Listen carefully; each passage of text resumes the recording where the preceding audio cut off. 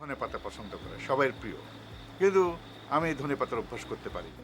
যার বজ্রকণ্ঠের সংলাপ আর উচ্চারণে মঞ্চ যেন প্রাণ ফিরে পেত, যার নির্দেশনায় আলোকিত হয়েছে বাংলাদেশের নাট্যাঙ্গন। সদ্যপ্রয়াত সেই কিংবদন্তি নাট্যজন আতাউর রহমানের জন্মদিন আজ। বেঁচে থাকলে আজ নিজের জীবনের ৮৫তম জন্মদিন পালন করতেন দেশের নাট্য আন্দোলনের অন্যতম এই পথিকৃৎ। ১৯৪১ সালের ১৮ জুন নোয়াখালীতে জন্মগ্রহণ করেন আতাউর রহমান।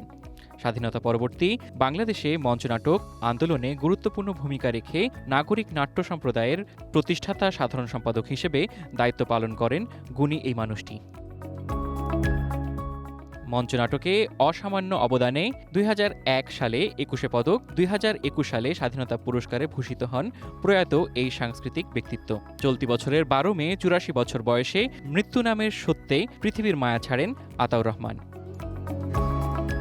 অন্যদিকে ১৯৪৩ সালের এই দিনে বরিশালে জন্ম নেন দেশের টিভি ও মঞ্চনাটকের আরেক জীবন্ত কিংবদন্তি ফেরদৌসী মজুমদার। স্বাধীনতা উত্তর বাংলাদেশের অভিনয় অঙ্গনের এক অনন্য শক্তির নাম এই ফেরদৌসী মজুমদার।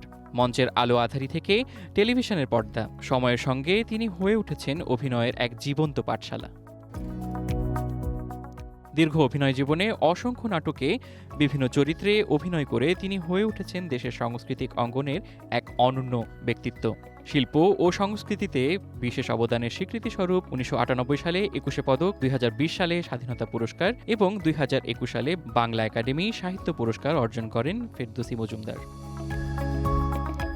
দেশের নাট্যচর্চা ও শিল্প সংস্কৃতির বিকাশে আতাউর রহমান ও ফেরদৌসী মজুমদারের অবদান ভবিষ্যৎ প্রজন্মের জন্য হয়ে থাকবে অনুকরণীয়। সাদ আহমেদ দীপ, ওয়ান এন্টারটেইনমেন্ট।